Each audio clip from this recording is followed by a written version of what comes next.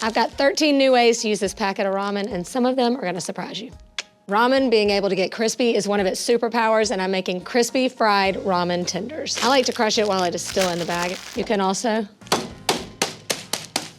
good for taking out any aggression, you know? You still want them to have like a little bit of the curl so that you see it on the outside of the tender. What I like is that it really doesn't require any extra effort to get these chicken tenders crispy because this does all the work. Not to mention that's only like $1 worth of breading. And we're gonna season the flour with the packets. And then you know the drill. Flour, egg, ramen. And you wanna kind of press it down just to make sure it sticks. These look crunchy before you even fry them. I'm going old school and I'm frying them up the old-fashioned way. Let's go. So this recipe you could actually do in the air fryer. You want about 1 inch or so of oil so that it at least almost covers the chicken fingers so that you don't have to like mess with it too much and risk the breading coming off. I mean, these just look so cute with those little curly crunchies. These are like grown-up chicken tenders, the ultimate crunchy, and I love to serve it up with some peanut sauce for a little, you know, something different. Crunchy on the outside, juicy on the inside. That's perfection. First taste. That crunch.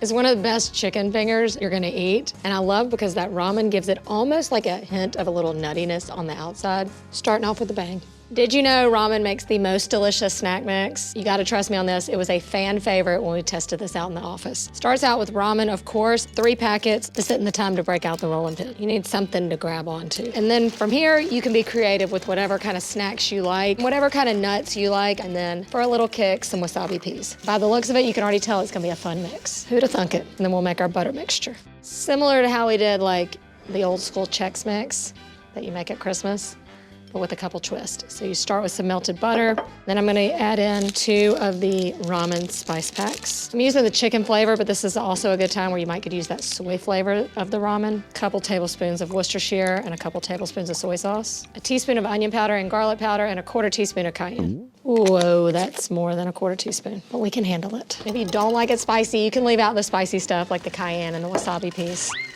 Woo. Oh yeah.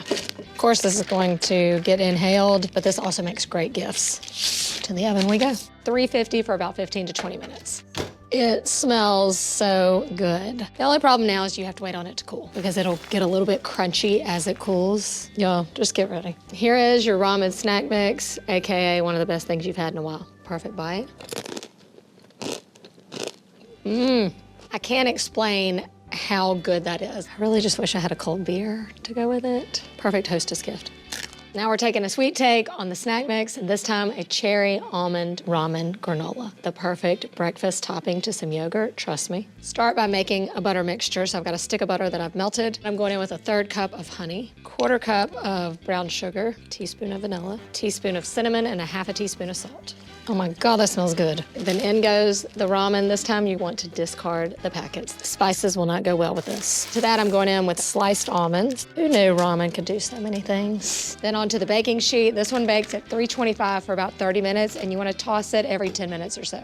I wish you could smell it. I wish you could smell it. It smells just like a comforting hug, you know? You keep wanting to stir it because it sticks as it cooks. So give it another little stir, and then we're gonna add in the cherries. Almond and cherry is just like a match made in heaven. All right, you gotta let it cool completely. Not only is this gonna make like a great breakfast, but my kids, I mean, would snack on this. I could see them loving this too. Cannot resist. Like, why is it so good? It's crunchy, but it's not like break your teeth crunchy. Let's just see how it tastes on yogurt because this is really how I eat granola if I'm not eating it by the handful. I didn't think I was gonna be as excited as I am about this.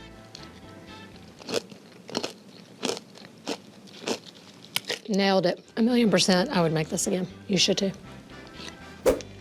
How about we turn this into pizza? You heard me right. Ramen crust skillet pizza. I'm gonna start by boiling 2 packs of noodles with only 1/2 of the spice packet. Now you're just gonna cook this until they're just breaking apart and softening, only about 2 minutes. You want these to stay in long strands so when you make the pizza, they're all like commingling and staying together. Now I'm gonna drain it and stir it together with Parmesan cheese. Parmesan is going to act like a glue for the noodles, but it also helps get extra crusty. So back to the stove and it all comes together. You wanna heat up a 10-inch skillet that can go in the oven, and then in goes some oil, a couple tablespoons, because you want that crust to get really crispy on the bottom, and the oil is gonna really help that. Then in goes our noodle mixture. Press it into the skillet and kind of up the sides a little bit. We're gonna cook it like this for about 2 minutes undisturbed. Undisturbed meaning don't flip it, but you can disturb it by pressing it.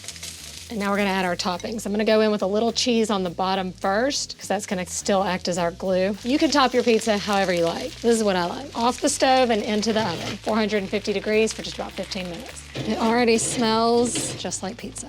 This is one of those things that shouldn't work, but it does. The way it has gotten like crispy and formed this crust on the bottom is amazing. I didn't think it was gonna work this well either. Perfect piece of ramen pizza. Bet you've never had that before. I just can't believe how it like stuck together like a perfect crust, and that's thanks to that Parmesan glue. I do like the roof of my mouth, but.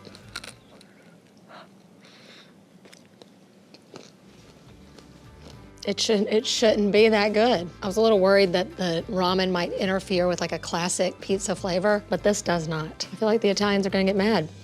Now it's time for an omelet. Better yet, a romelet. This is gonna come together similarly to how the pizza did. So I'm starting with just 1 pack of ramen that I've cooked, and I'm gonna stir it together with Parmesan cheese. This is a crispy omelet. Get yourself a non-stick skillet because we need it to slide in and out easily. Heat it up with a little oil. Down goes our ramen and cheese. Again, here you can go with whatever you like in your omelet. You know, be creative here, but definitely include cheese. The egg is also going to bring everything together. And now we're just gonna let it cook until that egg is mostly set and the bottom is browned and crispy. All right, you're gonna take it, you're gonna slide it onto a plate. You just want the skillet to stay really hot, so if you needed to add a little more oil, now's the time to do it, and then just flip it back in.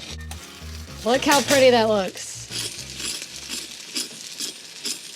That's it, it just takes about 1 more minute to cook on this side, and we're ready to dish it up. Yes, it is not your traditional omelet, but it looks dadgum delicious. Crispy on the bottom, creamy on the inside. This is gonna be perfection. I love how the ramen kind of cuts the egg, but it still holds everything together, like all the flavors. The romelet might be one of the greatest inventions of all time. You might even call it the perfect hangover meal, the perfect breakfast for dinner kind of option. You've got to try this. This next one is about to be your easiest dinner of the week. This is my Ramen Alfredo Casserole, the perfect weeknight family meal, yet also cozy or fancy enough for the weekends. Listen, this one got a lot of hate because it's not supposed to work, but it does. And I know you trust me by now. Grab a 6-pack of the ramen and fit your ramen into the casserole dish. If they overlap a little, or if you need to break them in half, it's fine. As it cooks, it will flatten out a little bit. I'm gonna sprinkle over one of the packets, and then you're gonna take 2 jars of Alfredo sauce. You're gonna pour 1 right over, and then you're gonna top it with your chicken, and then you're gonna pour over a 2nd jar. Now you know we waste nothing. That little bit, use a cup of water to clean out 1 jar, then to the 2nd jar, pour in a cup of heavy cream. All that liquid's gonna get absorbed by the ramen. It's gonna be like so thick, rich, and creamy. And then finally top it with a bag of shredded Italian blend cheese. That's it. This dinner takes like a minute to prepare. You could also add in some broccoli to this or something and make it a complete meal. This goes into an oven, 350 degrees for about 50 minutes or so. It's a hearty dinner. You can smell all that cheesy, creamy goodness. Looks just like chicken Alfredo until we dig in. And then freshen it up a little bit with a little bit of parsley. You could also do fresh basil. I don't think you've had ramen like this before. I just feel like everybody's gonna be yelling at me that this stuff, you know, shouldn't be working, but it does. Did you know you can substitute ramen for rice in this dish? Here's a hearty dinner, old-fashioned stuffed peppers. Ramen really does have like some superpowers, and so you wanna finely crush it. All right, so I've got 1.5 pounds of ground beef, and in goes our ramen. Take that out. To that, I'm also going in with some onion, grated parm, some breadcrumbs, 1 egg, a little salt, pepper, and garlic powder. You just mix it up like you do your meatballs or your meatloaf. Once it's all well incorporated, you're gonna stuff it into your peppers. I have gone ahead and cooked these peppers in boiling water for just about 2 or 3 minutes. It just slightly softens them and gives them a little shortcut. Sauce is a tangy tomato sauce. You can zhuzh this up however you like. This recipe just calls for tomato sauce, a little bit of white vinegar, and a little water to thin it out. As they cook, they're gonna release some liquid and kind of thin out that sauce too. These go into the oven 350 degrees for about 1 hour to 1.5 hours. And then throughout the cooking process, you'll baste it a little bit with the tomato sauce. Look at these. This is a hearty dinner. I know I said it before, but I'm saying it again. Wait till you see the magic that happened after we just put raw, crushed up ramen inside of there. See how the ramen cooked.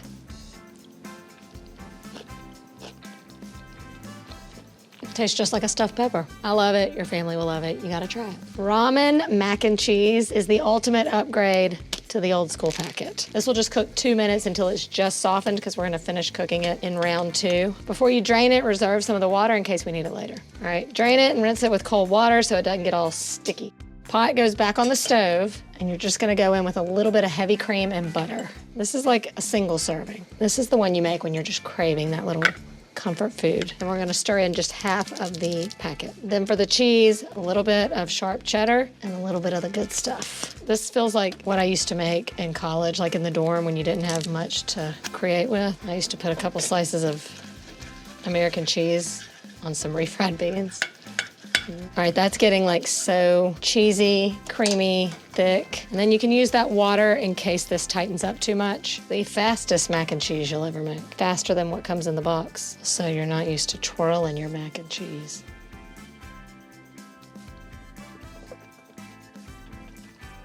This is better than the blue box, just saying.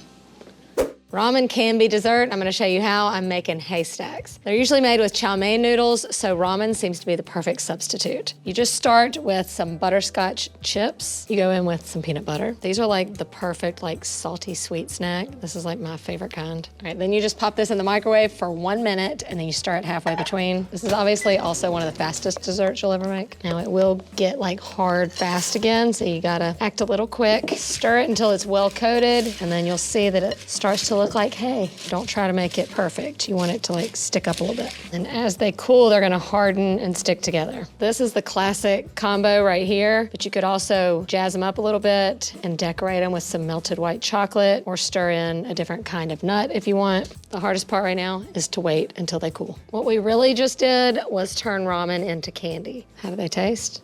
Let me tell you.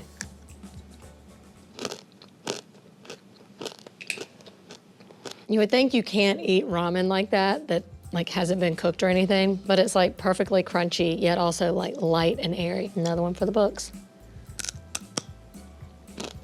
Perfect. Now we're making ramen chocolate cookies. Trust me on this one. Lots of texture, lots of goodness. Crush up 2 packs of ramen. To that, I'm going in with coconut, chopped almonds, and chocolate chips. And now we make the glue that holds it all together. The heat from this mixture is gonna melt all the chocolate chips that are in the bowl almost instantaneously. The original recipe uses oats. Ramen is replacing the oats. We like to call them refrigerator cookies because the chocolate softens pretty easily when it's left out at room temperature. This also makes a lot. This is 12 really good sized cookies and I have over half the mixture left. To the fridge we go. This is the perfect chocolate fix. What I love about them is they have the texture of fudge. It just works. It almost feels like a breakfast cookie. It's so hearty, easy enough. You could bring the kids in and let them make these. If you show up with these at a party, I promise no one would be able to guess there's ramen inside. Summer's coming up and this is the perfect potluck side to bring to a barbecue. These just make the best crunchies in the slaw. Like slaw is already meant to be crunchy. This just takes the crunch of your slaw to the next level. This goes into the oven 350 degrees for just about 10 to 15 minutes or until it's like toasted and fragrant. And while that happens, you can make the dressing. Half a cup of olive oil, plain white vinegar, a tablespoon of sugar, a little bit of pepper, and then those seasoning packets. For the slaw, you're gonna start with just pre-shredded coleslaw mix. Go in with some green onion, slivered almonds, and sunflower seeds. So much crunch. If you want a little nuttier flavor, you can toast the nuts with the ramen. All right, at this point, we're just gonna wait on the ramen to cool. That way, the heat doesn't wilt all the cabbage. All the crunchies. I like this because this is a slaw that you don't have to like refrigerate if you bring it to a party. It doesn't have mayonnaise or anything. To keep everything crunchy though, you don't want to mix it until just before serving. Otherwise the noodles will soften as it sits. You can easily make this a complete dinner by adding in some chicken, all the colors, all the crunch. Every bite is a perfect one. My kind of salad.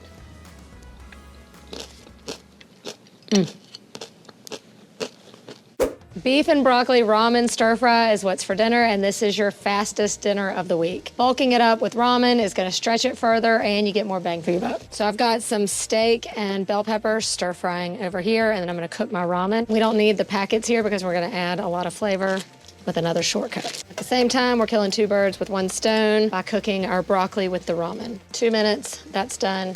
Drain it. The other shortcut is to use a store-bought teriyaki sauce. You can make your own. You probably have a lot of the ingredients just in your condiment door in your fridge. So we're gonna deglaze with this and then go in with our noodles. That looks so good. It's definitely gonna be a family favorite and faster than takeout. Seriously, we're already done. I love having my stir fry with noodles. See how they're covered in all the flavor?